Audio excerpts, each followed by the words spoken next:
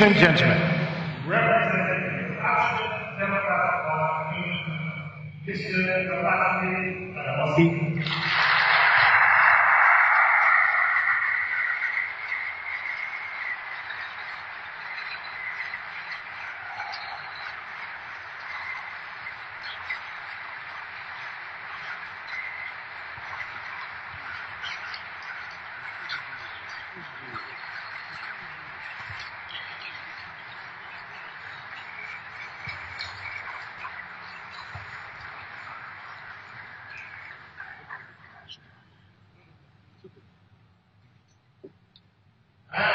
representing All Progressive Congress, APC, Mr. Agbaje from sanwo.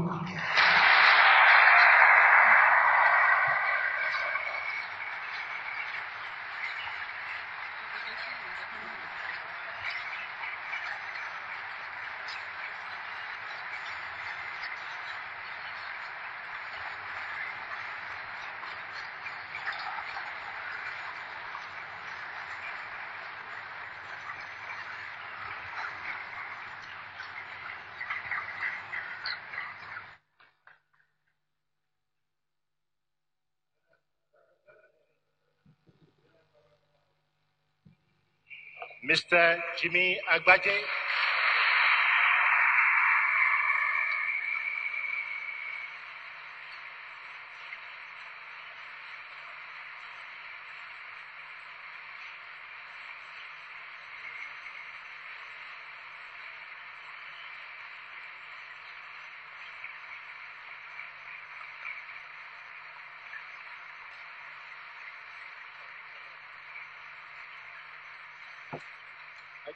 And finally, last but certainly not the least, representing the Alliance for Democracy, AD, Mr. Owolabi Salis.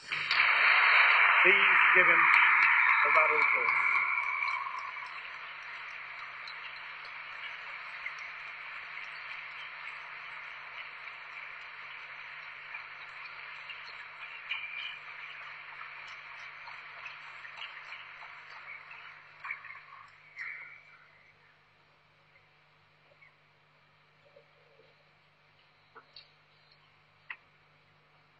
Gentlemen, you are welcome to the platform and to the debate. Well, a few minutes ago, back in the green room, each of the candidates participated in a draw of the ballot to determine the order in which they would field opening and closing questions. They will therefore answer their opening and closing questions in the order of the ballot results, which I'll come to in a few moments. Before we begin, let me provide a brief summary of the ground rules which each of the candidates are already familiar with and which they have committed to. The candidates will adhere to a time limit of 90 seconds per question. With 30 seconds to go, the timekeeper will provide an audible bell ring indicating that there is only 30 seconds left on the clock. It will be followed 30 seconds later by 2 rings indicating that the candidate's time is up. There will be no additional time approved. Each candidate will have an opportunity to respond to a number of general questions, which I, as the moderator, will ask. They will also field specific questions from a panel of subject experts on a number of critical issues facing Lagos State. Before we proceed, I'd like you to join me in welcoming our expert panelists. Right on my left, to my left rather, is Mr. Israel Aye. Please give him a warm round of applause. And to his left is Ndidi Onwuneli. And next to her is Yemi Adamolekun. Taking up the rear, but certainly not the last, is Mr. Yemi Oshinaike. At appropriate times during the debate, candidates may have 1 minute for rebuttals. These we expect will be few and far between because of the limitations of time. During the debate, I'd like to let you gentlemen know that we do have in the Situation Room a fact-checking team of independent analysts who will be looking at the data, the information, and the claims that you are providing, particularly for the purposes of this debate and in the post-debate event, if necessary. The debate will last approximately 2 hours, following which your spokespersons, again, will participate in a post-debate panel to clarify or hopefully enhance your positions. At this point, I want to wish each one of you all the very best over the next 2 hours. Thank you. This evening, we begin the 2019 Lagos gubernatorial election debate with identical questions for each of the candidates.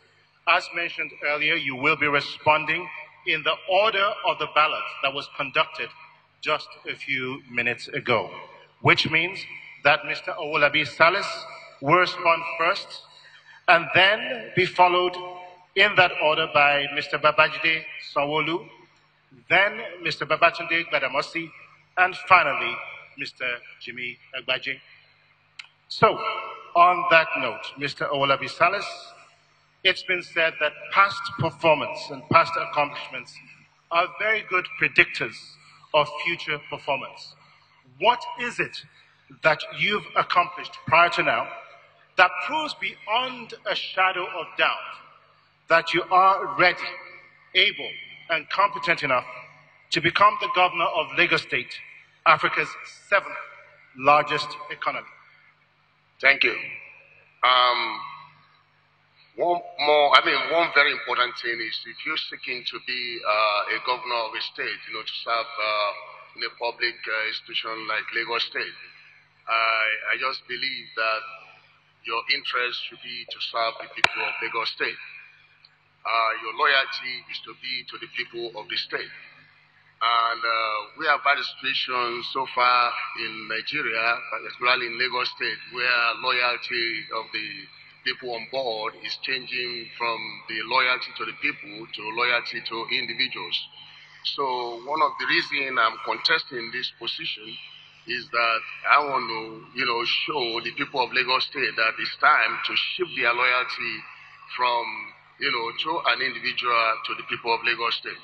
If it happens you happen to be the governor of Lagos State, for example, the key thing is that you go there first to, serve the people, number one. Number two, you go there with the fear of God. And the context is this, the government, when they become, if you're a governor, your interest is to look into the welfare of the less privileged, particularly in the society. And that's why in government you task the rich to support the poor.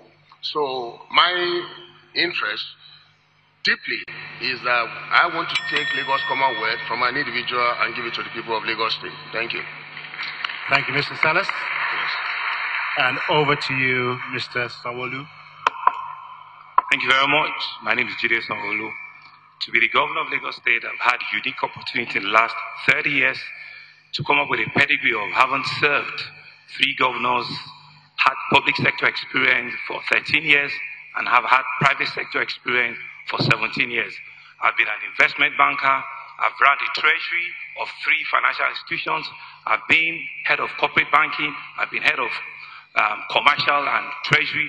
I've run the balance sheet at the very highest level of 3 financial institutions.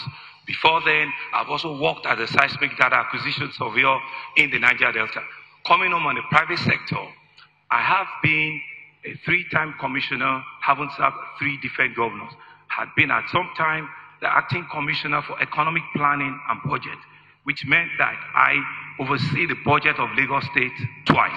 I'd been the commissioner for commerce and industry, which means I had the opportunity to set up the Lekki Free Trade Zone.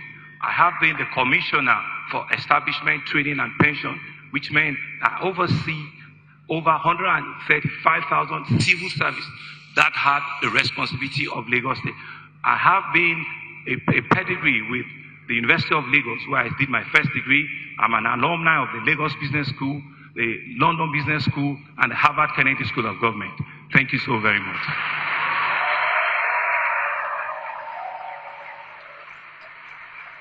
Mr. Babajide Sanwo-Olu, thank you very much. Over to you, Mr. Babajide Gbadamosi. Very much like Alhaji Lateef Jakonde, that oft-quoted former governor of Lagos State, I'm coming in from the cold. I've never been in government, never been a banker, and never handled public finances at all. However, I'm coming in from the private sector. I've built an estate pretty much in the model of what I plan to build in Lagos State. Provided infrastructure, provided power for the last 8 years non-stop, provided water for the last 8 years non-stop, built a network of roads and drains, and somehow, despite being in the Lekki Peninsula area, avoided being flooded out. So scenes of kayaks, careening down the highway are absent in MN Estate. Also, in addition to that, because I'm a private sector person, the whole idea of fealty, of prudence in the running of public sector finances has already been schooled into me, because I've had to build what I've built without recourse to exposure to the financial sector in Nigeria. I'll just stop at that for now.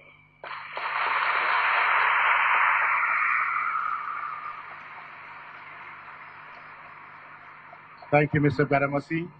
And last but certainly not the least, Mr. Jimmy Agbaje, over to you. Thank you very much. Well, I am an indigenous Lagosian, so I am very passionate about Lagos. I am a pharmacist. I was trained in this country. I believe that this country can bring up people that can match anyone in the world if the environment is right. So I believe in pushing that we can do things right in our country. I am, of course, like I said, a pharmacist. I set up my practice at the age of 27. So I'm one of those that believe that the young ones can start early, and therefore we have to put the right environment across to them for them to do that. I have served my profession meritoriously. I have been so honored. I believe that even on the political front, I have encouraged a lot of younger ones to show more interest in politics. I come from the background that as far as our country is concerned, as far as Lagos in particular is concerned, that we need to address the issues of a megacity differently. This is my third time running. In the first time, I talked about new thinking, new Lagos. The second time, I talked about bold ideas, new opportunities. And this time, we're talking about re-anchoring Lagos. All saying that you need fresh ideas, you need a fresh perspective. It's not about the same thing giving you incremental development. We need to do it differently so that we can address the issues of the megacity.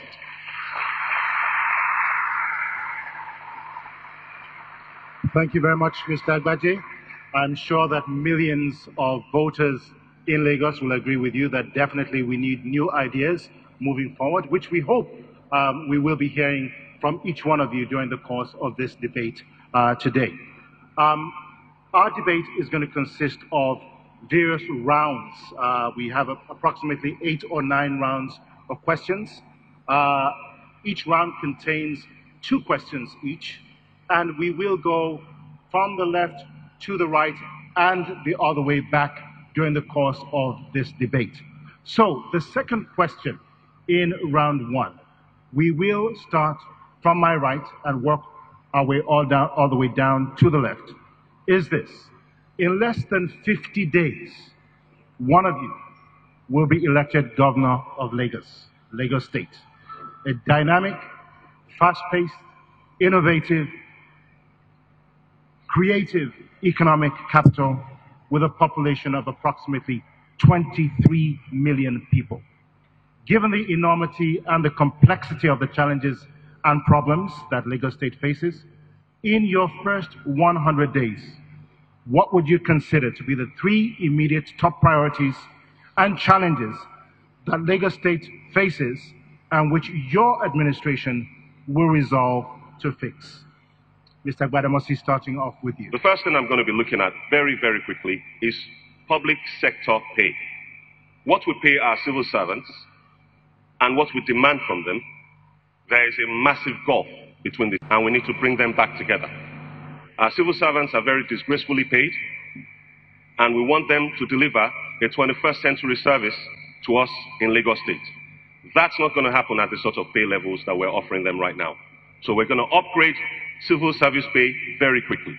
Secondly, we're going to be looking at traffic simultaneously at the same time. We're going to be looking at this traffic situation because we're spending too many man-hours in traffic. An average of 6 hours every day, every Lagosian spends going from home to work and from work to home. That's got to stop. We're going to introduce high-volume, high-speed passenger ferries that will also have roll-on, roll-off facilities all across Lagos. And thirdly, we'll be looking at power, because without power, we can do nothing. When God wanted to create the earth, he started with light. Let there be light. And light was, and then everything else came, after.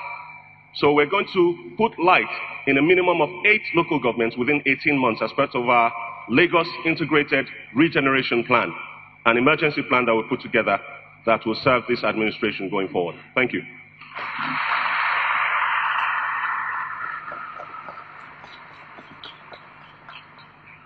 Mr. Sanwo. Thank you very much.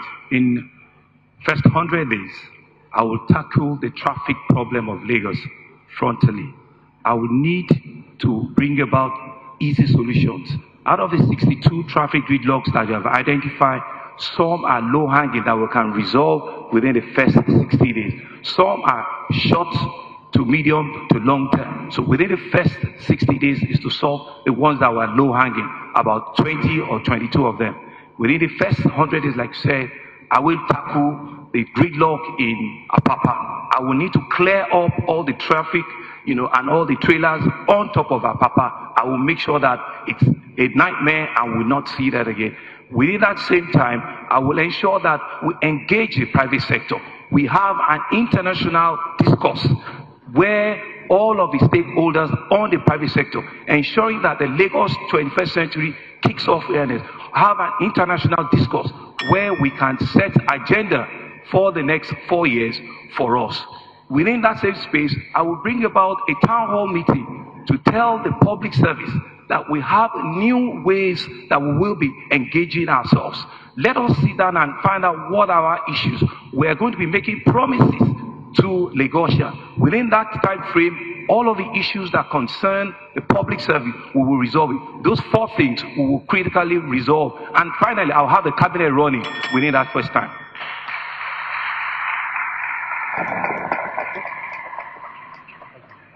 Mr. Agbaje. Yes. I think first and foremost, as governor, is to let Lagos know that there's a new sheriff in town. And that means that it's going to be different leadership. That we're going to bring character to leadership. That is going to be leadership for the people and not for self. And that's something that's going to be important. And that means that you're going to carry everybody along to bring about best practices. And then we're looking at traffic. Again, we must address traffic. That is very, very important at this point in time. Traffic in terms of the immediate, of looking at our potholes that create so much unnecessary traffic. Looking even at our traffic lights. Our traffic lights are working on the old system of every 1 minute, every 30 seconds. We must begin to bring technology even to traffic lights, where they're using radar to know in which way traffic is heavy and not, and is able to adjust accordingly. We're going to have to strengthen to get LASMA to work and work efficiently. Of course, waste becomes an issue. Again, we're talking of waste in terms of the 3 R's, in terms of recovery, in terms of recycling and reusing. Recover is the aspect where we have to get waste from the point of use right down to the to disposal. And of course, lastly, will be power. We have to begin to have power in Lagos in a way that Lagosians will not have a problem with power. Thank you, Mr. Agbaje. Mr. Salis, over to you. Yeah, thank you. We have a big problem to solve. This present administration has created. Most importantly, my first 1 week, I want to set up a ward executive council in every ward. We're going to appoint some special assistants into every ward, at least 50, because those special assistants are going to be carrying out some duties of the governor. More importantly, I discovered in Lagos there's been a lot of violent brigades in every nooks and crannies in Lagos State. I want to clear all the violent brigades in Lagos State, and I know I'm going to do it. Fortunately, the first time I didn't mention my qualification because of time. We all know about traffic. It can be very intimidating. So we all look at the traffic situation, fine, we're going to look into it. But more importantly is these youths. I want to invest heavily on them, get them jobs. We want to do wealth creation at the grassroots. Very, very important, and everybody in Lagos State is crying about it. But key thing, number one, that is militating against the development of this state is the issue of our commonwealth that is in the hand of an individual. And I'm very determined to take this commonwealth and give it to the people of Lagos State. Thank you. Thank you very much, gentlemen. Thank you, Mr. Salis. Thank you. During the course of this debate today, you will have an opportunity to unpack some of these ideas and more that you've talked about, and we're looking forward to hearing practically how some of these aspirations and visions will become a reality. At this point, I'm going to hand over to two members of our expert panel at this point to ask the next set of questions on education and health. So I hand over at this point to Indidi Umunedi and Yemi Oshinaike. Good evening, gentlemen. Today, Lagos faces immense challenges. We can't hear you. Excuse me. Sorry. Can't hear me? I can't actually hear you. Good evening. Can't actually hear you at all. Good Thank you. evening. Okay, what we will do at this point, we'll come back to the panelists while the production team tries to get a microphone in their hands, but I'm going to move on and ask my next question, and we'll come back to the panel in just a moment, just for the reasons of time. Now, a number of you did speak about gridlock. You talked about traffic. I grew up in Lagos in the 1960s, at a time when the population was approximately 1.5 million people. And as the son of a civil servant who worked for the Nigerian Ports Authority, I witnessed firsthand the inefficiency of port operations, the gridlock on our streets, the difficulty in accessing routes, linking different roads to the ports, and the environmental degradation that is caused by all of this. 50 years later, it's still unresolved. Needless to say, the impact on residents and businesses over the decades has been catastrophic. It's been said that in non-oil export earnings, the impact of this is approximately $10 billion, and in terms of corporate earnings annually, a loss of approximately $2.5 trillion. I want to ask this question. How will your government, if given the opportunity, solve and address these very serious issues at a state and a federal level? And I'm going to start at this point with Mr. Salis, and we'll walk our way. All right, thank you. First of all, I want to make a reference. Your question seems to be echoing, and I just try to pick that you want me to speak on the issue of traffic situation and how to address it. Am I right, sir? Did you say that my voice was echoing? Yes.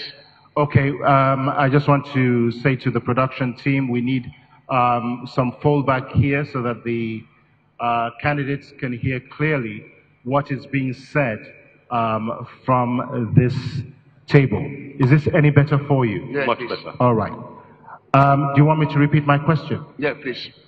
I talked about growing up in Lagos in the 1960s, at a time when we had 1.5 million people living in this city. Yes. And I was very familiar, as the son of a civil servant who worked with the Nigerian Ports Authority, with the problems of gridlock, the problems in our ports, and the environmental degradation that has taken place on account of many of these problems. Not to talk of the impact, the financial impact that this has had on our economy. In terms of non-oil exports, it's estimated that Lagos State loses approximately $10 billion a year and approximately $2.5 trillion in lost corporate earnings. If you become governor of Lagos State tomorrow, practically on a state and a federal level, How do you intend to resolve these problems? Okay, thank you. One major way to address traffic problem in a major city is subway system or the train system. We have the tube system in London. We have it in, we call it subway in New York. I happen to be an attorney from the state of New York. We have it in all mega cities. Lagos is the image of African black people in the world. The past government, or the present government, I'm sorry, need to open the book when it comes to the train system that has been there for more than 15 years, uncompleted. We need a train system to reduce the situation of traffic in Lagos. And of course, my colleague here did mention of potholes. There are a lot of bad roads, and these bad roads are results of imposition. When someone imposes people at the grassroots level of Lagos State, the loyalty of those who are imposed there changes from the loyalty to the people to the loyalty to the individual, particularly if that person that imposed them there retains the right to remove them. And that is why all the neighborhoods in Lagos today are not something to write home about. Thank you.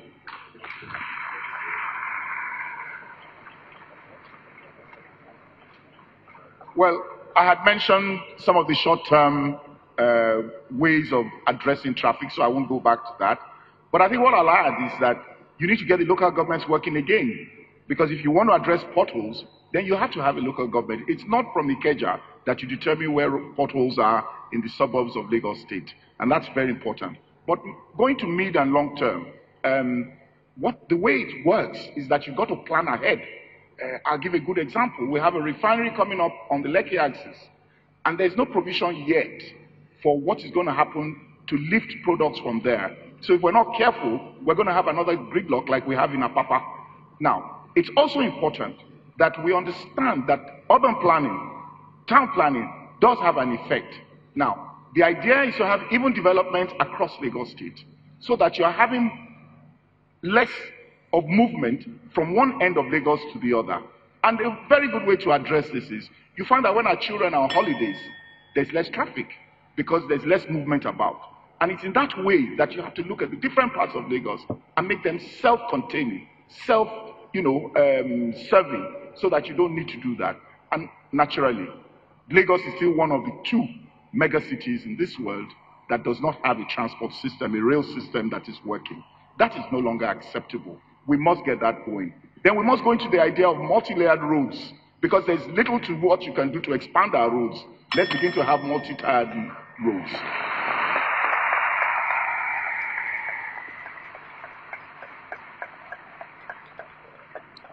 Thank you very much. I think the solution is what we call an internodal transportation system that takes care of the waterways, that takes care of the rail, and takes care of the roads. Good enough for the rail, it's work in progress. There's a blue line that is coming up.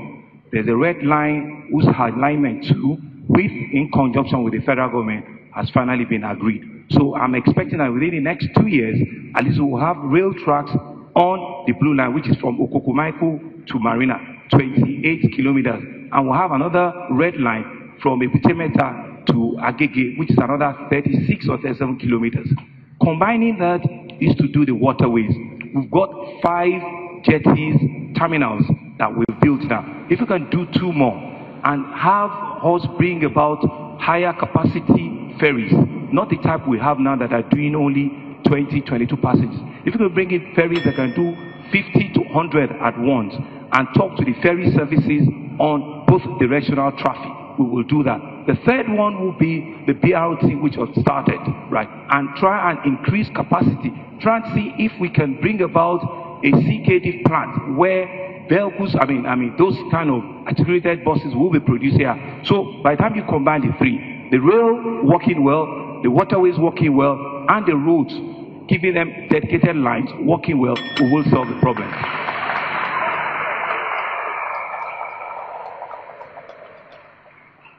There are a number of ways to tackle this problem. The most obvious one is rail. Secondly, barges. barges to lift containers from the actual wharfs and take them to lighter terminals all around Lagos.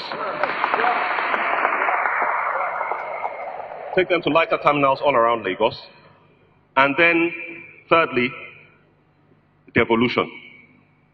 Devolution of powers. It's time we started this discussion about restructuring Nigeria. And the port, being in Lagos, and us losing that much revenue, is unconscionable. I'm not having it. So first thing we're going to do is copy the Ethiopians and build a heavy rail line, the length of Lagos State, from Badagry all the way to Odeomi, with branches going off to every exit point by road of Lagos. And the point with this is that all of these exit points must have container terminals where the trains will pass through Apapa and Ibafo and deposit their goods at those container terminals so that people coming from out of state, which is quite common, will not clog up the roads in Lagos with their trailers. Number two, Apapa is one of the Lagos Integrated Regeneration Plan local governments, 8 of them that we've selected. And we're going to be pouring in the money that Alpha Beta is currently taking into that project to make sure that we regenerate that. Thank you. Gentlemen, thank you very much for your responses. We are going to take a short commercial break, but when we come back, we'll follow up with the questions from our panelists, which were not answered, or which were not asked a few moments ago. And while we're on that break, I want you to pause for a moment and think about this, because it, again, will be one of the questions that we'll be coming back to you on. A lot of promises will be made during this election campaign. But then the reality is that there is a limitation of finances. On the flip side of that is a populace that many times also claims, rightly or wrongly, that they are excessively overtaxed. How do we balance that? I want you to think about that and reflect that in your responses when we come back right after this short commercial break. Thank you very much. Of course.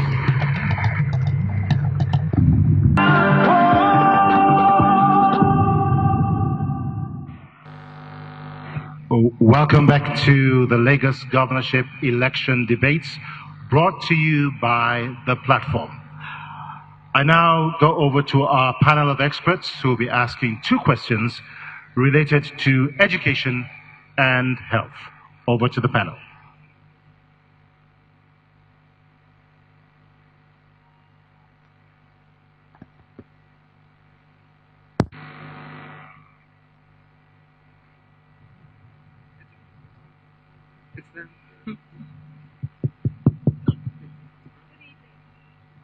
Good evening.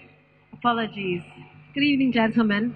Today, Lagos State faces immense challenges in the education sector.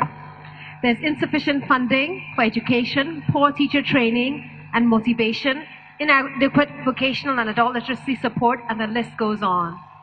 As governor, if you had to pick one area of priority and focus on this, from preschool to primary, secondary, vocational, adult education, and tertiary education, which one would you pick? And what specifically would you do during your 4-year tenure to leave a legacy in the education sector? Now, please pick only one sector. I'll start with Mr. Gbadamosi. The biggest problem we have right now is the number of children of primary school age that are out of school. You see them in traffic, we turn our eyes away in our air-conditioned cars, and we need to address that as quickly as possible. The problem really has become the usurpation of local government powers in the area of management of primary schools. The Constitution says that the local governments are the ones that are supposed to take care of primary school education, but we have a SUBEB or something like that that is called, that takes all the funds that are supposed to go to this school. So we're going to devolve just what we're asking from the federal government, where we ask for devolution of powers, that there should be true federalism and so on. We're going to start practicing exactly what we preach by devolving, the powers back to the local governments, including that to manage primary schools. So we're going to build more schools, just like Alaji Jakonde did 35 years ago. Okay, we're going to put schools in the communities. The idea of children crossing major roads to get to school, that has to end. The idea of children traveling all the way from Ajah to Obalende to go to school, that has to end. So we're going to build schools in the communities, and we're going to hand them over to the local government authorities, and we're going to digitize the entire education process, the management process of education, financial and so on, personnel, everything. Put that all on a digital platform so that management will be easy for the local governments. I'll stop at this point. Thank you very much, Didi. Well, I would still go with the primary school because it's also the bedrock. But essentially what we'll be doing, right, is to look at, as Commissioner for Staff, I was training over 1,000 teachers every year, is to look at the capacity development of these teachers. The schools that are turning them out, that is the training institutes, the teachers training schools, what are the curriculums that they are giving out to them? So let's look at the capacity development for these teachers. Then we take it back to the infrastructure that we need to have at this primary school.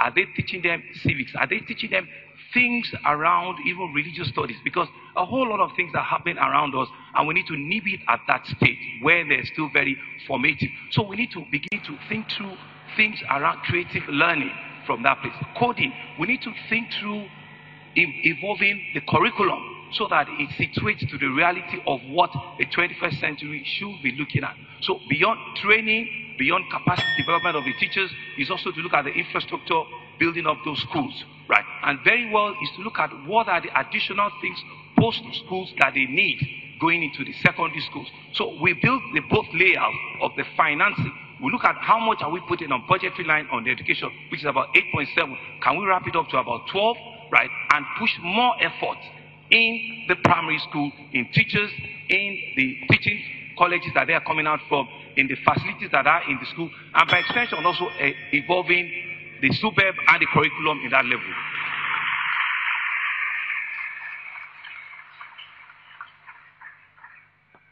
Yeah, well, if you say one thing, I'll say technology. And the reason is simple. It's a new world out there. It's a knowledge economy out there. It's about innovation. Our children today in public schools have no exposure to technology. So for me, technology can drive a lot of other things. If you put technology, every school, and when I say every school, every primary school will have internet connection. And it is very important because when you do have internet connection, you must have power. When you have power, you must have teaching. So you're using technology to drive the process of education so that we can have a lot more of the Andelas of this world. We can have the Flutterwares, we can have the paychecks, we can have Iroko, because that is where the future is. That is where they're going to get employed. It is very key. So one thing, it's technology, and that is my take. And we will start from day one because we believe that that is the way to go. Those that have been there for the last 20 years have put obstacles in the, for technology in terms of right of way. We've had Google that has wanted to give us free internet for our schools, but they keep putting obstacles for vested interest reasons, and that is something we're going to remove in the first 100 days.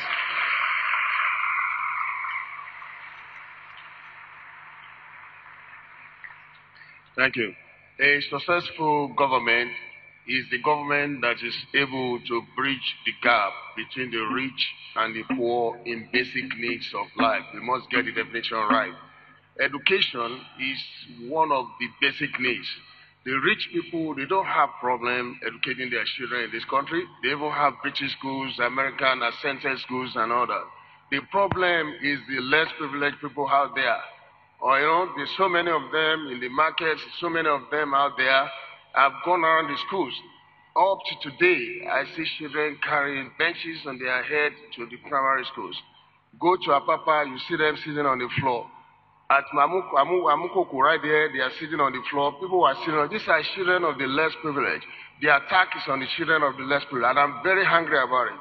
You see, no, honestly, I'm very, very angry because why is that? The product of imposition lack of fair play in this country, and some people sat down on the Commonwealth, misusing it, using it to enslave these children, enslave their families.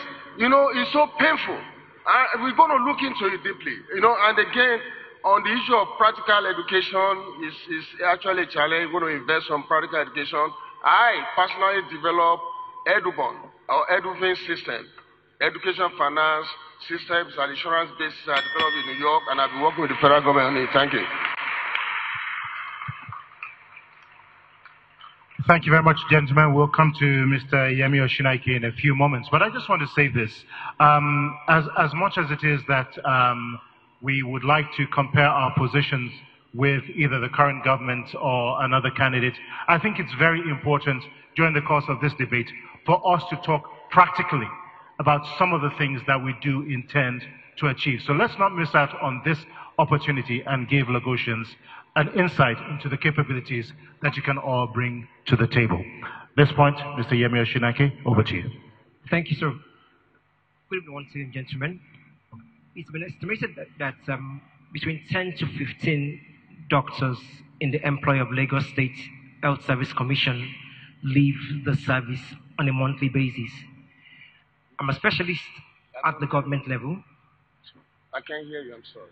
It's been estimated that 10 to 15 doctors on the average leave the employ of the Lagos State Health Service Commission on a monthly basis. And as a consultant at the federal level, I can give you an estimate that an equal number, if not slightly higher, also leave the federal government establishment in the state.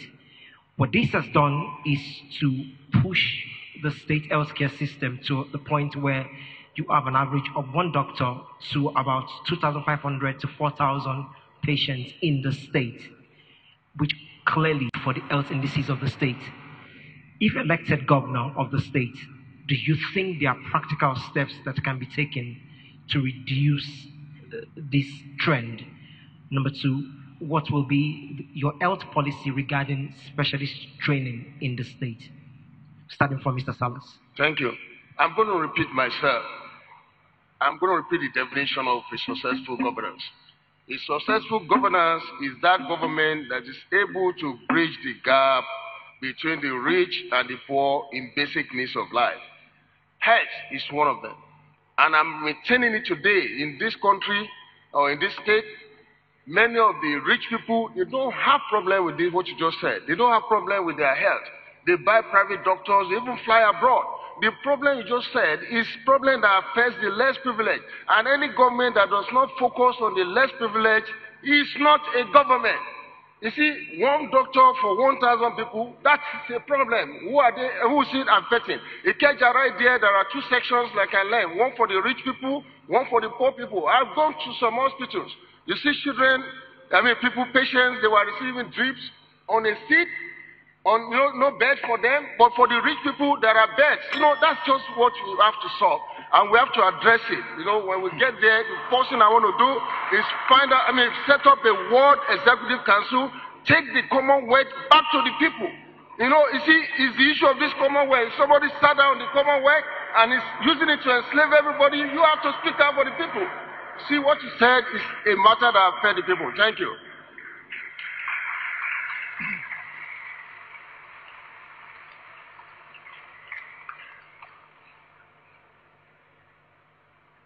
Health in Lagos is not working as it should. Life expectancy for Lagos is about 49 years, below the national average, and we're in the bottom half of 36 states in terms of life expectancy. We must look at our health differently. And I am one for the managed care concept, which is generally known as the health insurance model. And basically what you're doing is to keep the doctors, to keep the pharmacists, to keep the lab scientists and all members of the health team, is to make it work. And the way to work is to say that you're running a scheme that revolves around the general practitioner, that is the GP.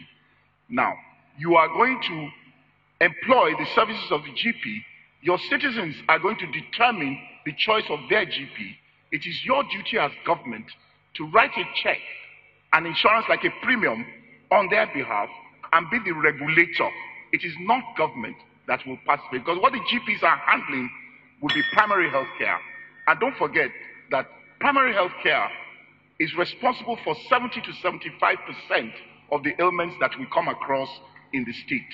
So if you're able to address 75% of those issues at the GP level, running a health insurance model, then you then go on to the specialist aspect of it, where you now know that a lot of the pressure is off the teaching hospitals. What you have today is that people have malaria and they go to LASUT. It should not be so in a system that works.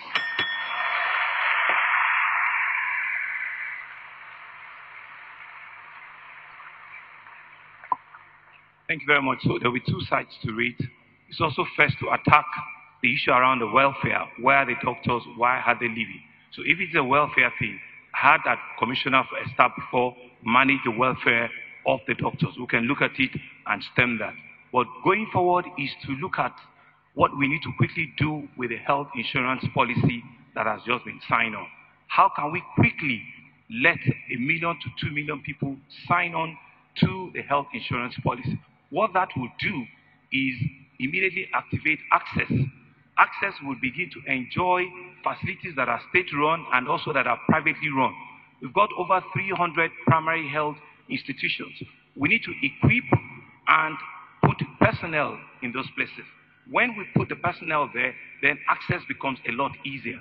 And when we have access, then the private sector, the private health institutions too, will join the government establishment and they'll be able to afford and give them quality health quicker and faster. So it's for government to look at the budgetary provision on the health line. We're currently doing about 9 to 10%. How well can we, over the next 4 years, push it to around 18 to 20? So year-on-year basis, let us increase the budgetary allocation to the health facility. Let's enjoy a real partnership with the private hospitals and ensure that access is affordable, is accessible to all of the citizens. Once we do that, we will have an efficient health system. I will talk about primary health care and universal health insurance later. The question was about brain drain in the health sector.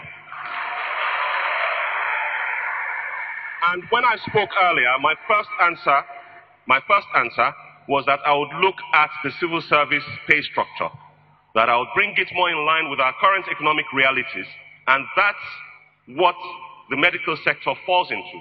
I have 4 key areas that I'm focusing on. Key workers, I call them: healthcare, education, security, and emergency response people. All of these guys are going to get huge pay raises. The minimum pay for a doctor, for a medical doctor, correct me if I'm wrong, sir, the minimum pay for a medical doctor in the United States is about $200,000 per annum. Yes, they have a higher tax rate of about 45%, top rate of tax. But here, if we were to offer our own doctors, freshly graduated, about $50,000 per annum, I think they'd stay. I personally think they stay. And that's where I'm going with that. As far as specialist training is concerned, the pay raise will go across the board and we'll be headhunting Nigerian qualified specialists from across the world to bring them back into the Lagos State Service, because the situation where LUTH carries the healthcare burden of Lagos State is frankly disgraceful. Gentlemen, thank you very much.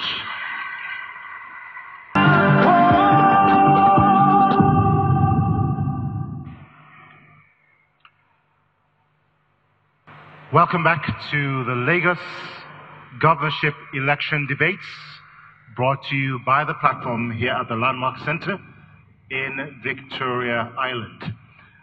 Before we went to the break, we dealt with quite a number of issues, and a few commitments have been made, a few promises have also been made by the candidates.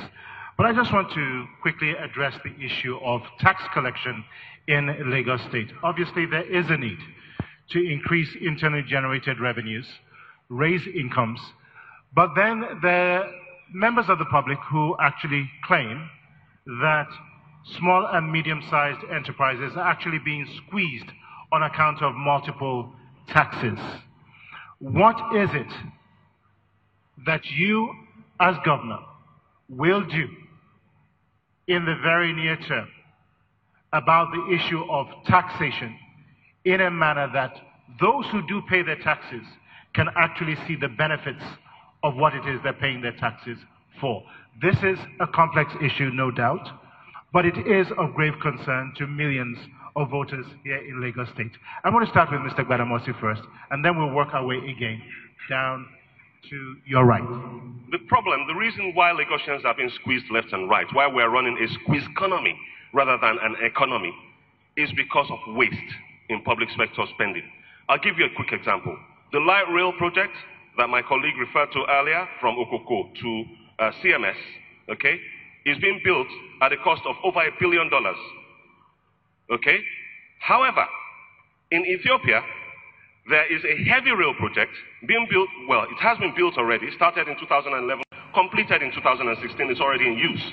Okay? It was built at the cost of $5.2 million per kilometer. However, in Lagos, we apparently spent $54 million per kilometer on that light rail project that has been on for the last 10 years and not completed. Now, with those sort of situations, those sort of white elephant projects that involve a lot of waste, of course taxpayers would be squeezed. Of course there will be multiple taxation. And so we're going to bring in prudence into public sector spending. We're going to end the waste, cut the fat, and we're going to invest in infrastructure as quickly as possible, because where you don't invest, you can't expect to reap. Look, where we are now is the Lekki corridor. We're on the coastal road corridor, and there is no coastal road. Yes, they talk about it, but a coastal road, functional one, does not exist. If it did, we would be getting more taxes from all the businesses that will be along the coastal road. Thank you.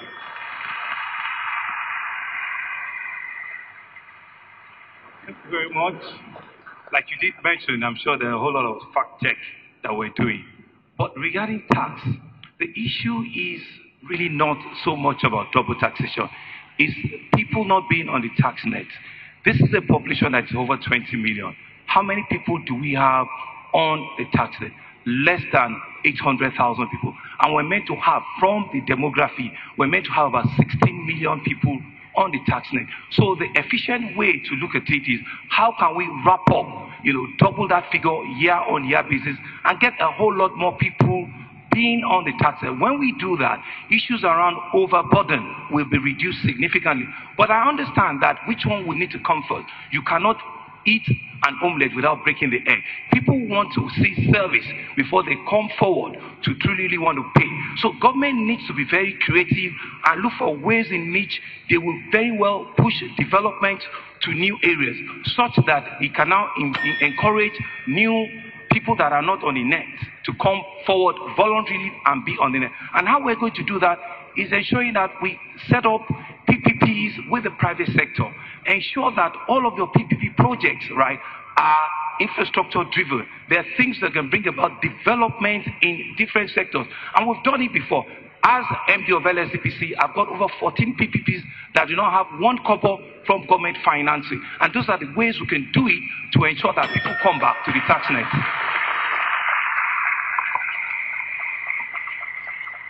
Well, you said the MSMEs are the ones being squeezed. I think everybody's being squeezed. Corporate Lagos is being squeezed. Even we are being squeezed as individuals. We pay what? Radio and TV license, borehole tax, this tax and that tax. So it's what you have is a situation where less than 50% of those supposed to be paying tax are paying tax. And what the state government has done is to try and make sure that those that have been captured are paying for those that have not been captured. And that is why there's a heavy burden. And the way forward is that we must grow our economy in a way that we diversify it and put more people in the tax net. The health insurance that was just launched is a very good example. For me, like I said, I'm an advocate of the health insurance. But the health insurance that is being proposed says that it's going to be mandatory. In other words, it's an additional tax. We must pay whether we want or not. It would have been better if the health insurance scheme was running well. And then people will come out from their closets and say, we want to be part of this scheme. Then you capture them. So it's the kind of amenities that you provide that you use to bring people to come into the tax net because they see value for money. And that is the way we should go. I still got some 9 seconds. So it's important that we look at tax. Our regulatory bodies today are used to tax people rather than to regulate. The priority is to tax. It shouldn't be so.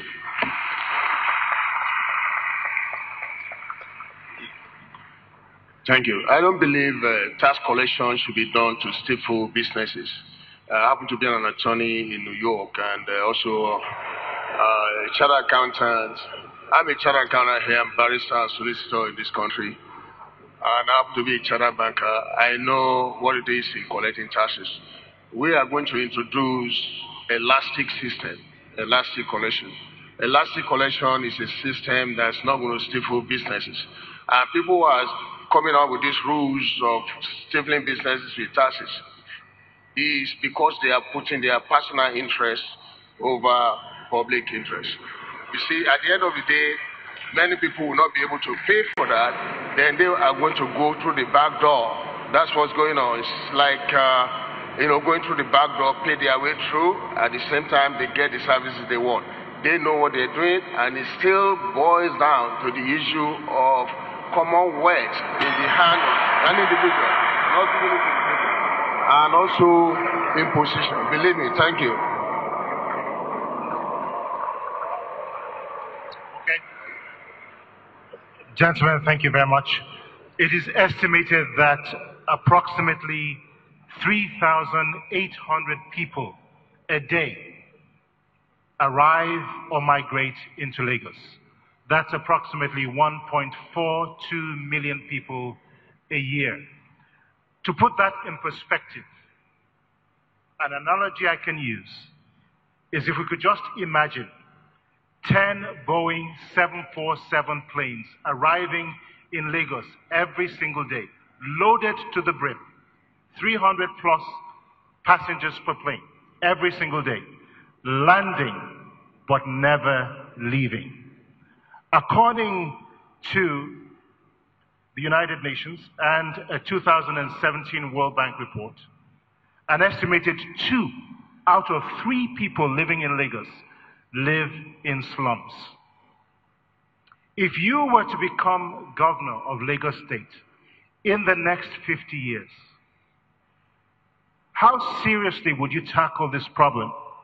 And what remedies would you put in place to ensure that the numbers of slums reduce in the state and that the infrastructure required and needed by millions of this state's citizens are met, not in the future, but in their lifetime? I'm going to start at this point with Mr. Sanwo first. Well, thank you very much. I think the solution is in two-pronged. First is to look at how can we ensure that the right residents of Lagos State get the service. And how you need to do that is to come with some form of identity, and how can we very quickly, come up with an identity system that ensure that we can plan ahead. We can plan on our health, we can plan on our education, we can plan on the road usage, That has to be done in some sort. The next level is to look at how do we do regeneration. How to do regeneration is by ensuring, and part of the things we talk about, quickly have an aggressive land reform exercise. If I give title to the residents of Badia today, 100 square meters, if I give title to it, immediately there's a 25 to a 30% return on that investment. Just buy that little sheet of paper. And what that means is that you can create that to an investment, and leverage that investment to ensure that development comes in. And it's also to look at, how can we scale up development and regenerate? How do I mean scaling up?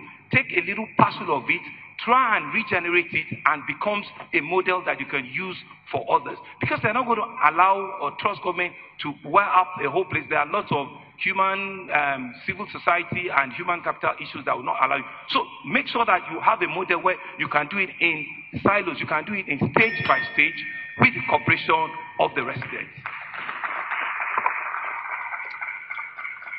Thank you very much, Mr. Sanwo. I'm going to go to Mr. Jimmy Agbaje next. Could we have some volume on Mr. Agbaje's microphone, please? Thank you. Thank you. Well, these are challenges of a mega city, and the way forward is to understand what government can do and what it needs to on its own and what it needs to do with the private sector. Government's resources are not unlimited. Education and health fully under the ambit of government, and government must address that. But when people are coming in at that rate, you have a problem of waste. Government cannot handle waste the way it is presently being done. So you must bring the private sector into it, and that's using the PSPs and looking at waste as not so much as a problem, but as a resource. We cannot just continue to think that waste is about throwing it in the landfill. You know, we generate 12 to 14,000 metric tons of waste every day. That's like 400 trailer loads every day. There's no land that is going to keep, landfill that's going to keep that. So you've got to address it from a different perspective, as we have been doing. Detour for transportation. We talked about the light rail. Government cannot build the light rail. It must work with the private sector, because when you do borrow money, you will not have 10 years still trying to build a light rail. But when the private sector is doing it, it's more efficient and it will happen, because the numbers are multiplying and government does not have the resources to do that. So it's important that we get that. It's important we look at power. It's important that our economy is growing at a rate that can absorb the cost of delivering services. That's the way forward.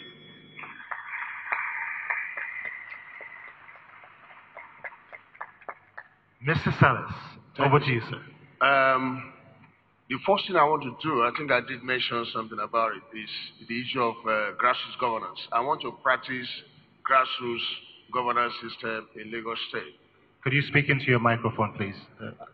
I want to practice grassroots governance system in Lagos State.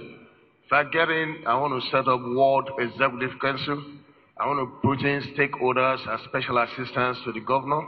And I want to appoint leadership among them, release their common wealth to them, and then teach them how to fix the neighborhood, how to generate wealth among the people.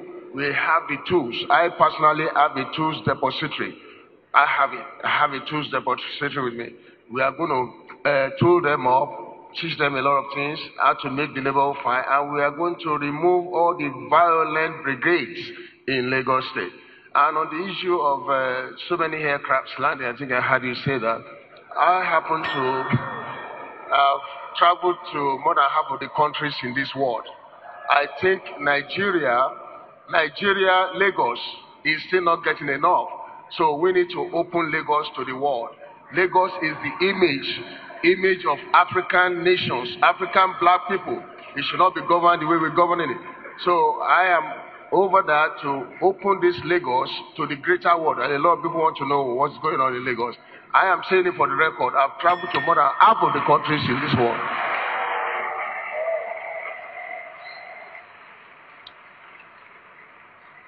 And finally, to Mr. Gbadamosi. Very quickly, Lagos only appears crowded because it's underserved in terms of infrastructure. Singapore is actually more crowded than Lagos, with 7,500 people per square kilometer. Lagos has just under 4,900 people per square kilometer. So we are less crowded, we're just underserved. The extremities of Lagos, to the west and to the east, have very little in terms of road infrastructure. Thanks to the current governor for doing what he did in the Ekpe corridor. He did well, but we need more. And that's what I'm going to be concentrating my efforts on. Aside from the Lagos Integrated Regeneration Plan, in which we'll be pouring all the money from Alpha Beta. All of the money that's going to Alpha Beta at the moment will go off budget into the Lagos Integrated Regeneration Plan, taking care of Ikorodu, Ikeja, Apapa, Oshodi, Solo, Mushin, and Ibejuleki as industrialized local governments. And then Badagry, Etiosa, and again Ibejuleki for tourism. We're going to open up these local governments with more infrastructure, okay, roads, bridges, drains. We're going to link the over 25 islands in Lagos by bridge using the shortest distance policy. Across Lagos, we're going to invest. And once we do this, and we add that to the 40,000 affordable housing units we're going to be building over the period of 4 years, I think the congestion problem will be solved. Thank you. Mr. Moderator, can we begin to ask for our 1 minute rebuttal? Because it's important for us to know that the answer is yes. Yes. You may. Thank you. 1 minute, Mr. Sanwo. Thank you very much. It's important for us to know this is serious business. You ask a question, and it's important for people to answer your questions, right? And I think it's critical for our viewers to know that what we're doing here, right, it's so important to the 20 million so Lagosians looking at us. It's not just for us to rhetoric and say things, it's to be sure that questions that are asked, are properly answered, right? And if you don't have the answers, you really can say you pass on to it. It's not just to name drop, and to look good, but it's for us to know that this is serious business and answers must be provided to questions that are being answered. Thank you very much.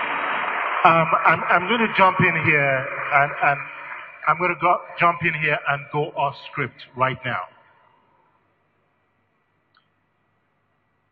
As millions of viewers around Nigeria, in Lagos State and around the world, and in this hall today listened to you as candidates, one thing that we do recognize is that there's no shortage of ideas and vision. That is very clear. But I'm going to ask you this question, and I want you to take just 60 seconds to respond. And I'm going to start with Mr. Salis on my left, and we'll work our way this way. But this is a very important question. We've got great ideas on this podium. We've got great visionaries in Nigeria. We go through election cycles every 4 years. We've been talking about these problems perennially for 40, for 50 years, but many of them are still staring us in the face. Why is this the case? And what will you do differently to ensure that the status quo does not remain? Mr. Salis, I'll start with you first. Thank you. It's about who is in charge, whoever is elected. And I said it, the loyalty issue. If you are elected into government, you must have fear of God, and you must have passion, passionate for the less privileged, because the government exists to take care of those who don't have. That's why they tax the rich to support the poor. We are having this problem because certain people, when they get elected, it gets into their head. They don't have fear of God anymore. They don't have passion for the people. So now they take the personal interest, their personal interest, to override public interest. If you have somebody on board that has fear of God and passion for the people, then it's going to work. Everything will work, and that's the problem. Thank you. Thank you, Mr. Salis. My question was, why do you think this is the case, and what would you do differently? Mr. Agbaje. Well, someone said it's easier to run for office than to run the office. But I think the real issue in our part of the world, I keep saying that we have two kinds of politicians. We have those politicians generally seek power, and we have those that seek power for self, and we have those that seek power for service. And I think what we have in our part of the world and in this country and in Lagos is that those who are in power have taken power more for self than for service. And so you find that that drives a process that is about us, not about everybody. And I think that's the real issue, that when you know it's about service to the people, then it's a different approach to governance. That is not happening. More and more people who are coming into politics are coming into politics for themselves rather than service to the people.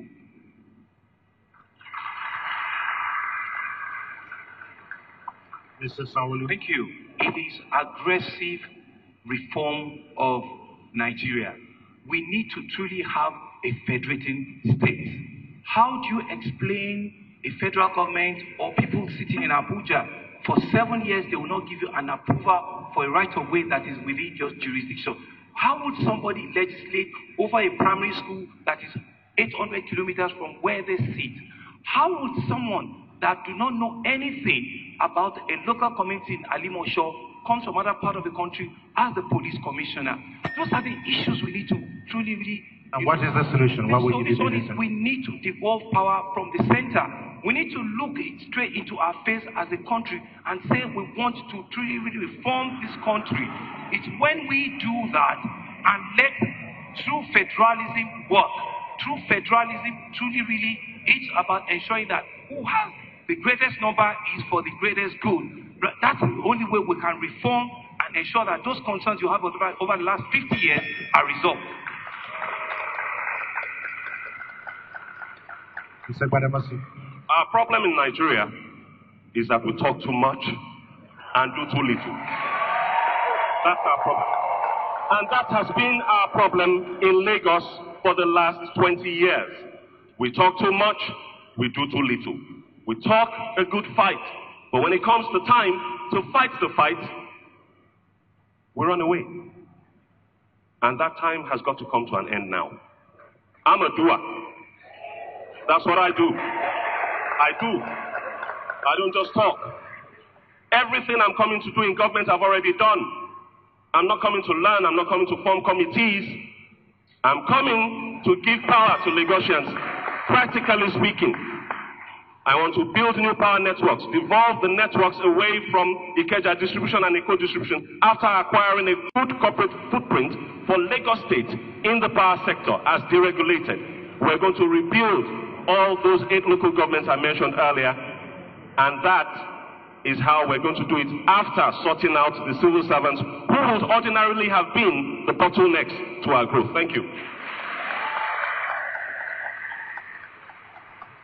Thank you very much, gentlemen, for your forthright responses. I'm now going to turn it over to the panel, in particular, Mr. Israel Aye, who will be posing a question on ICT as that relates to Lagos State, and Yemi Adamalekun, who will be asking a question on governance. Over to the panel. All right, gentlemen. Okay, I'm sure you can hear me. So as a prelude to the question I have here, I just want to say this. According to the World Population Review, the population of Lagos is expected to double by about 2050, making it the 3rd largest city in the world. Now, potentially that will compound the challenge of youth employment or unemployment, depending on how you see it. Now, cities like London, Tel Aviv, Singapore, New York, Kigali, Rwanda are among numerous cities in the world that are taking proactive steps, including providing funding, office parks, and other incentives to attract tech startup founders and software engineers to their cities because of the number of jobs that ecosystem creates. So my question to you, and I believe it starts from Mr. Gbadamosi, is what will you do as governor to attract, and it's very specific, investment, talent, and generally support the burgeoning tech startup in Lagos? Thank you very much. You cannot have tech without the infrastructure. You cannot have a tech ecosystem without a high-speed internet network. And we don't have that in Lagos right now. I myself am a tech entrepreneur of many years' experience. I left the technology world in 2007 when I sold up and moved shop over to Lagos. I ran an IT training, certification, and consultancy service at 20 to 22 Deptford High Street back then for about 10 years.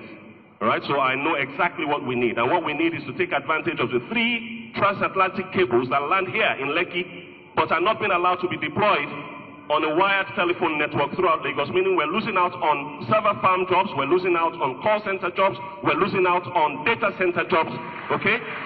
And we need to deploy this very quickly. The only bottleneck to that is something called LASIMRA, the Lagos State Infrastructure Management and Regulation Agency, that seeks to charge telcos 3,000 naira per linear meter as far back as 2011 to lay their cables.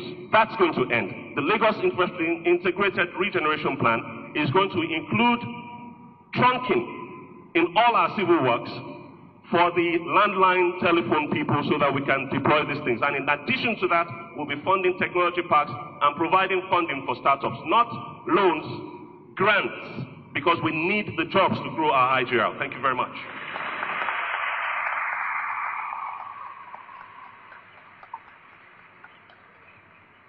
Thank you very much. I'm the only one that has visited all of these startup companies we have around. I've been to Vibranium, I've been to Workstation, I've been to the Vibranium, I've been to the Workstation, I've been to Flexo. I've liaised and worked with all of them. I see the passion these young Nigerians bring to the table. What we're going to do, which is the things we promised them, is that we're going to build technology hubs in all of our local governments. We're going to ensure that we create an environment where all of the innovative ideas they have, right, will come to fruition very, very quickly. We started conversations with all the telcos, and I've said to them that if the issues are right of way, right, it's because we realized that they were destroying some of the underground cables that are there. We've agreed with them that we're going to defer whatever payment comes on board, right? We don't need to burden them today, right? And so all of them know it, that I've had discussions with each and every one of them, that right of way will not be an issue with you. Once we have that, right, as we speak, even on the campaign trail, I've deployed free Wi-Fi in 18 locations in Lagos, including all the higher institutions in Lagos as we speak, and they are working their life. It goes to show that I'm not just speaking it, I've started actioning it, I've started doing it, and we've started working with better with all the 540 tech startups in Lagos already. We've drawn together a blueprint and said to them, each local government, we get the support that is required. Thank you, Mr. Sanwo. Mr. Agbaje. Well, it was not for nothing that I said technology was going to be the major thing I would do with regards to our schools. The problem we have today, and we must realize that it's not about giving free Wi-Fi. It's not about that.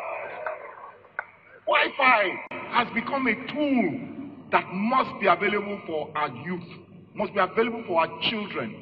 We talk about coding. You need internet connection to have coding done. Every school, from primary school, must have internet connection. Today, those that are in power have not allowed, they put bottlenecks in having internet connectivity.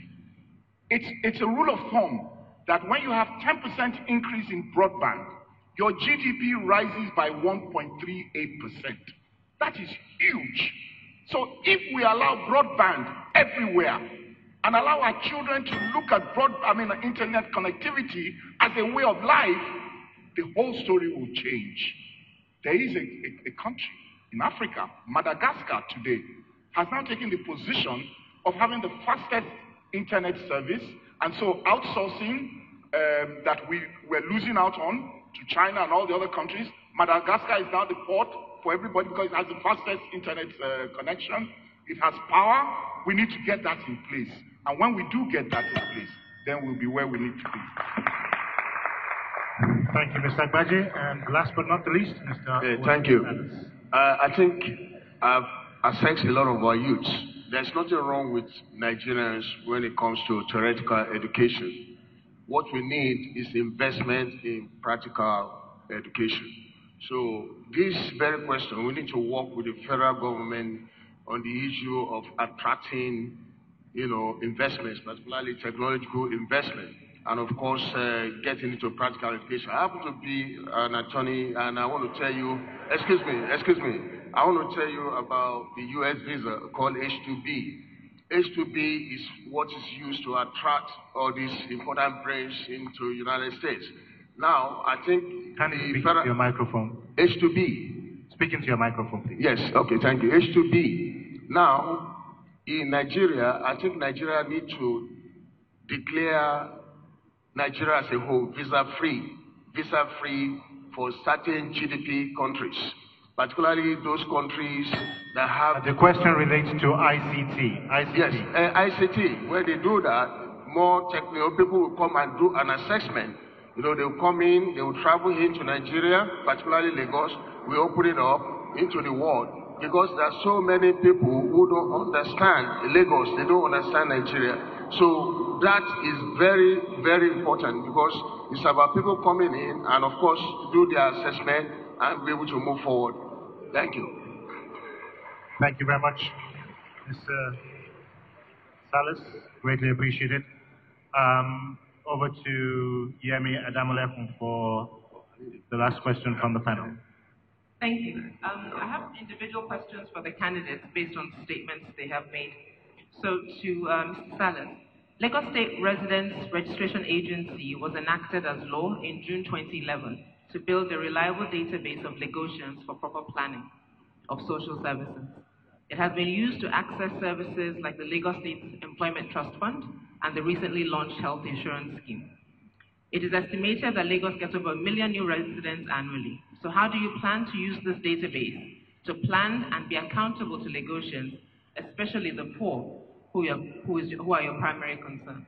Yeah, thank you. I've already answered the question in the past, but I'm going to repeat it right here. The first thing I want to do is set up grassroots executive council in every state. That's World Executive Council. Appoint stakeholders in there who are going to serve as special assistants to the governor.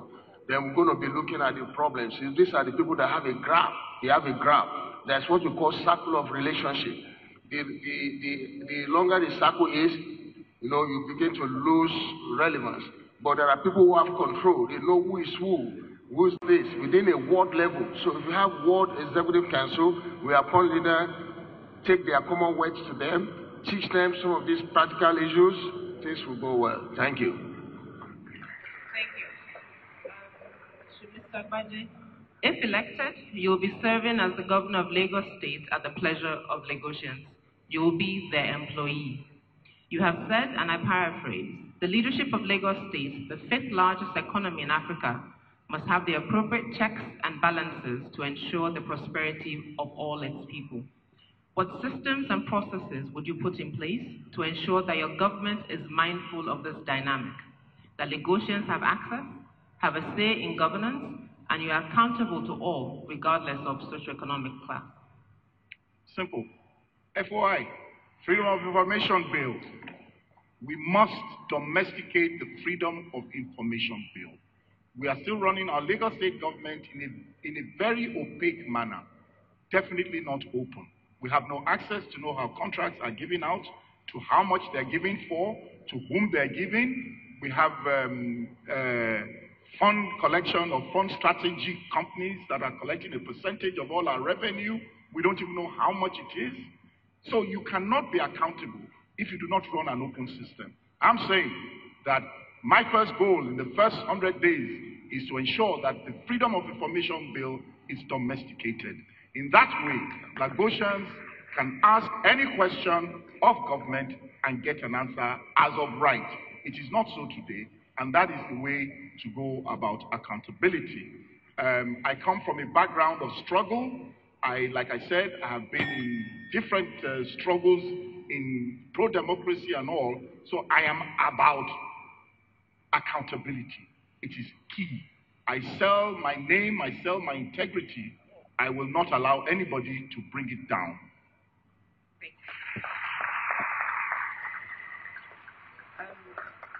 Thank you. The next question from Mr. Sanwo that was prepared as a direct, in a sense, follow-up from Mr. Agbaje's response. Since the Freedom of Information Act became law in 2011, your party has used taxpayers' money to prevent Lagosians from using the law to access information about the finances of Lagos State, like a detailed breakdown of the budget. What is your position on access to information by Lagosians? Would you comply with the provisions for proactive disclosure? Well, thank you very much. It's just to make the note that I think Lagos State is only one of the states that publishes its budget on a year-on-year basis. In fact, when I was in government, we do a quarterly budget review in which we become answerable, we become accountable, and we see all of the numbers that comes out from our budgetary estimate on a quarterly basis. Beyond that, in my government, is to set up a citizens engagement portal where a two-way channel will be communicated, where all issues of concern, every single issue of concern will be popped out, and we can escalate it to the governor's office, and direct responses will come, we'll get responses that will come directly to them. Regarding the FOI, I imagine it's something that's critical enough, and we'll be looking at it. If we need to cross the T and dot the I and bring it out, we will do that ASAP. But beyond that, like I said, is to have a citizens portal that citizens will be able to engage. A document is FOI, but when they have a portal in which they can engage, they can ask specific questions, and will get specific responses to all the questions they have. They can post specific issues that is of concern to them, and we'll deal with it on a case-by-case basis. That's what we're going to do, and that's what I'm about. Thank you. Thank you. And the last question to Mr. Gbadamosi. You have talked about the challenges of public procurement in Lagos, Opacity in procurement processes is responsible for a significant percentage of corruption in government expenditure and poor service delivery, as evidenced by poor quality, high cost, and insufficient services. Lagos State procurement records are not made public. They were published for a period, and that stopped. The public disclosure was stopped, sorry. What is your plan to make procurement in Lagos State open and inclusive? Thank you very much. What we're going to do, first of all, is cease and desist all action on the Freedom of Information Act. The court has actually pronounced that there is no need for domestication and that the law applies in Lagos. But the Lagos State government of the APC has been contesting that. In court, they've appealed the judgment, and that's the reason why we have this situation that we have. So we're going to cease and desist and just comply. Okay? In addition to that, we're going to pass a law, because the FOI does not actually cover financial information. I don't know if you know that. The Freedom of Information Act does not cover financial information. It actually excludes it expressly. So we're going to pass a law in Lagos mandating that all public expenditure must be made public, because it's not our money. It's your money. You worked for it. It's not my father's money. Okay? It's not an inheritance. It's yours. You sweated for it. So you deserve the right to know exactly how we're going to be spending it. So every budget will be published online, and people will be able to access exactly how it's been spent. I'm aware that the budget website has been down for a few years.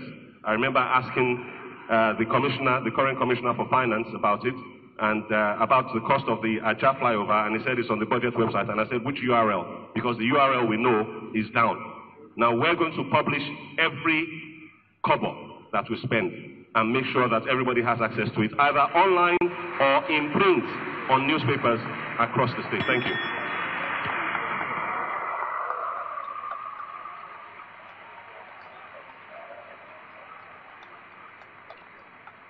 Thank you very much, gentlemen.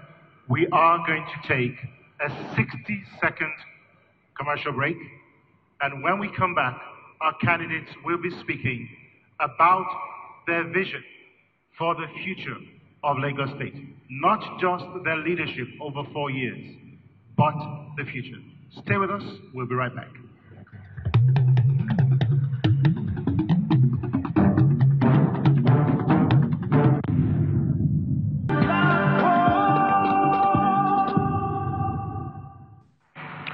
Welcome back to the Lagos State gubernatorial election debate, brought to you by the Platform Nigeria.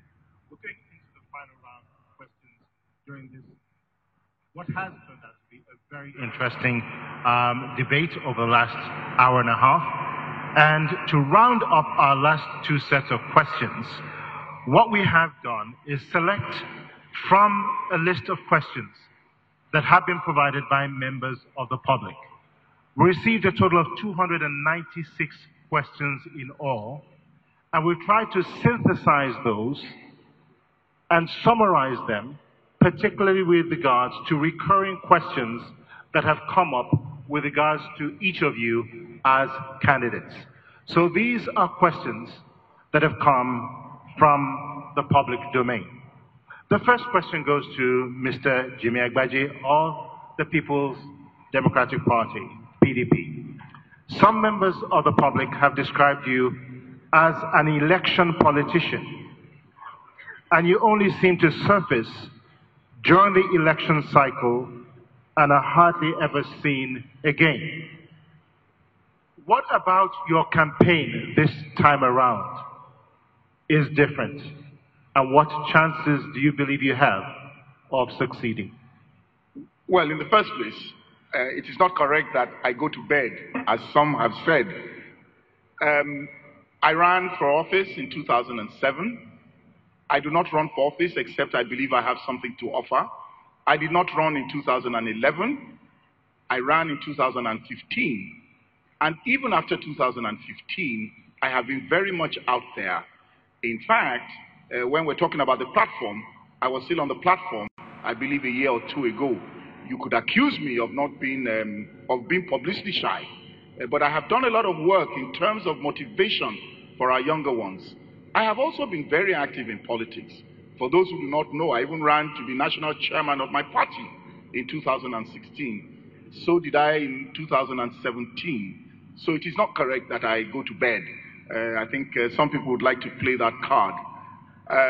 As to what was the other question? As to what I would do? What do you consider to be your chances of success? Oh, success. This time around? Oh, very successful. Let me put it like this. I keep saying that we ran a very good race in 2015. We believe that that base remains quite intact.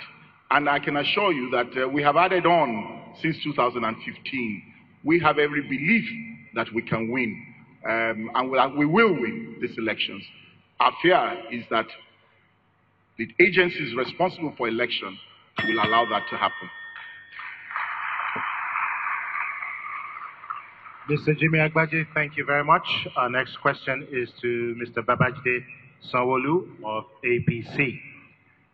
Again, a question synthesized from public comments. As a governorship candidate, your name seems to have literally come out of nowhere. Other than your endorsement by a very influential member of your party, millions of Lagosians seem to have never heard of you before now. Neither did they seem to be aware of your accomplishments in politics, business, or finance. How do you intend to step out of the shadows without stepping on toes? And how can you convince the voters of Lagos State that you have what it takes to lead Lagos over the next 4 years to the next level? Thank you very much. Mr. Babajide Sanwo-Olu has been in government since 2002. I left my bank as a general manager in 2002 as head of investment banking, and I was opportune to be the special advisor on corporate matters. That was the first time any government will have any engagement with the private sector. I was a 3-time commissioner for commerce and commissioner for economic planning and budget, commissioner for commerce and industry, commissioner for establishment, training, and pension. I was the first person that set up what we see today as the Lekki Free Trade Zone. I was the first person that set up the Security Trust Fund. I was the first person that set up the first pension board in this country. I was the first person that brought the BRT to the Federal Republic of Nigeria. I was the first person that set up the 767-112 Control and Command Center. I left on, I moved back to the private sector as a consultant in privatization.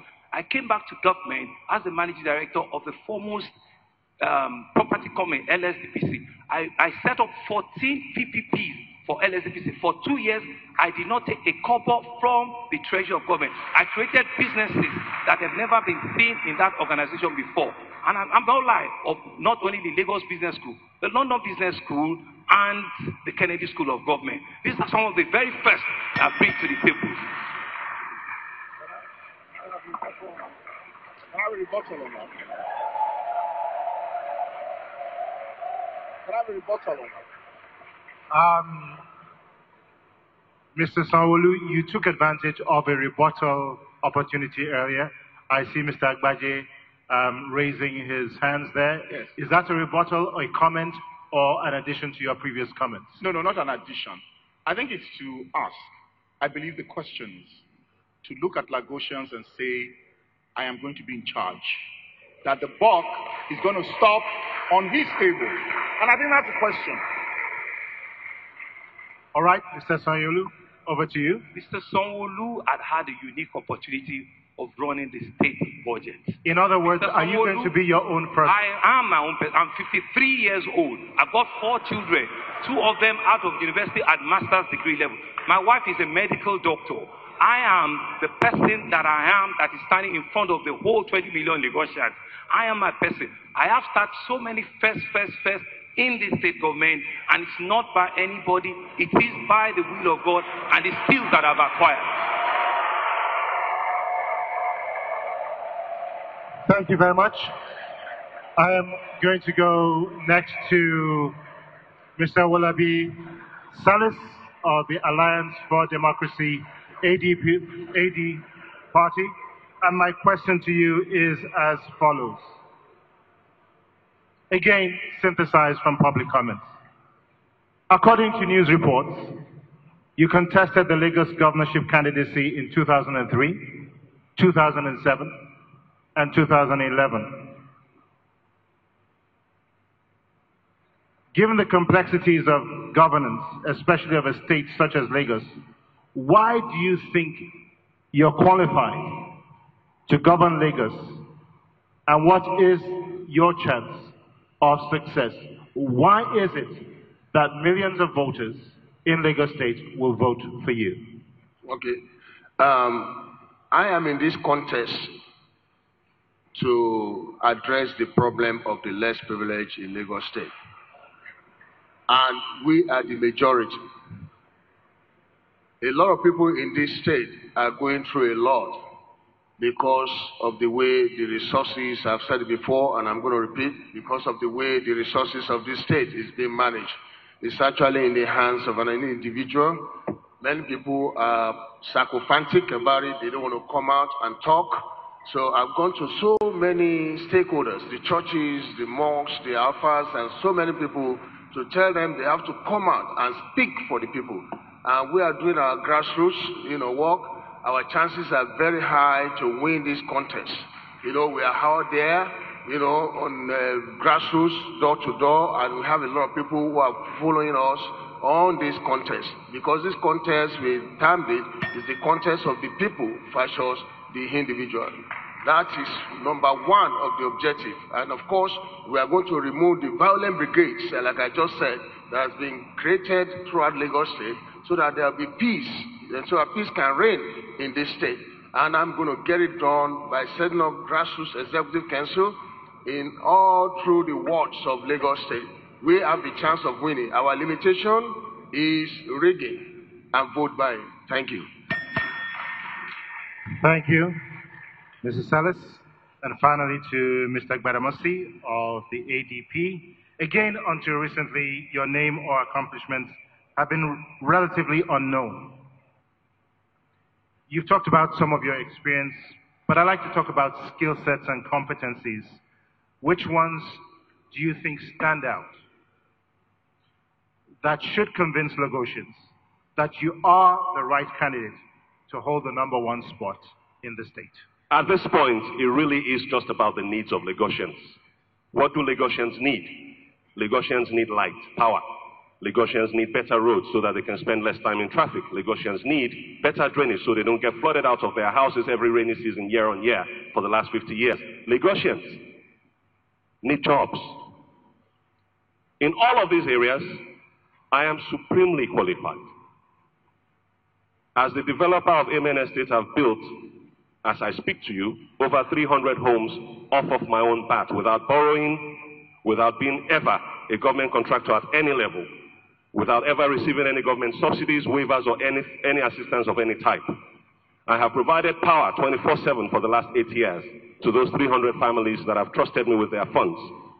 I have provided water, I have provided good roads, and I have provided drainage. In addition to that, I do come from a very distinguished family, the gbadamosi family of Ikorodu. My grandfather built the original Ikorodu Road between 1947 and 1953. And we have a number of firsts in my family as well. So I have a name to protect. I have a good name to protect. My uncle, Rashid Gbadamosi, was the first to start bottling water in Nigeria, Ragolis. Many people know that.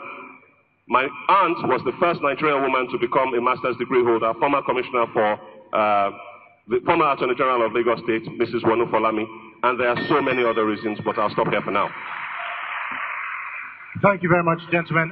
Mr. Sanyolu, we have run out of time. We have run out of time.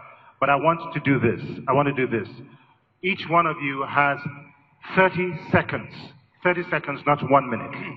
It is a yes or a no response.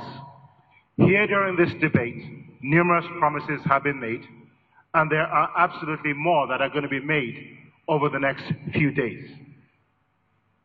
Will you go on the record at this event today and commit to Lagosians that you will not seek re-election for a second term if you fail to keep the promises that you have made today during your first term?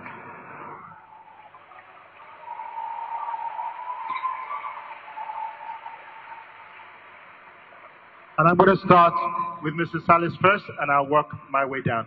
But 30 seconds is all the time we have. I do apologize for that. Mr. Salis. My promise is to improve the well-being of the people of Lagos State. And if I fail to do it, I will not, I repeat, I will not seek re-election for second time. Thank you. Mr. Agbaje. If I am not able to improve the quality of lives of Lagosians, as stated in terms of rankings and all, then I will not seek re-election. Mr. Sanwo. I clearly know that what is on the ballot is a 4-year tenure. And I'm not going to say that I'm interested in an 8-year. If all of the promises are put here today, I do not fulfill them for one reason or the other, I don't think I would deserve to come back again. Thank you.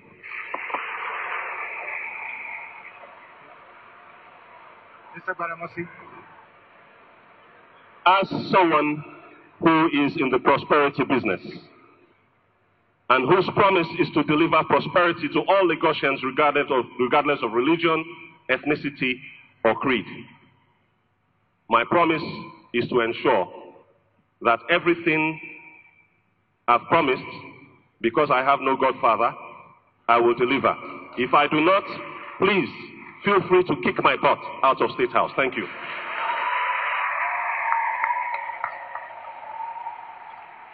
Ladies and gentlemen, I'd like to say a very big thank you to each of our candidates.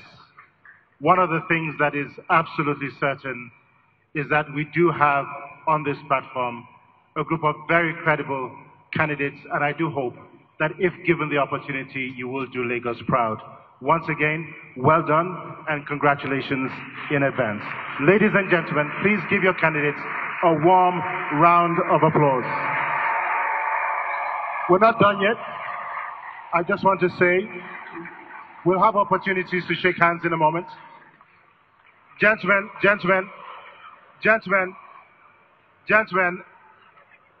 just hold on a second. I'd also like to say a very big thank you to the Platform Nigeria, hosts of this Lagos governorship election debate, to the panel of subject experts, Channels Television, who have carried this event live, and to you, our very wonderful audience, and to each of you, our candidates, Mr. Babatunde Gbadamosi of the Action Democratic Party, ADP,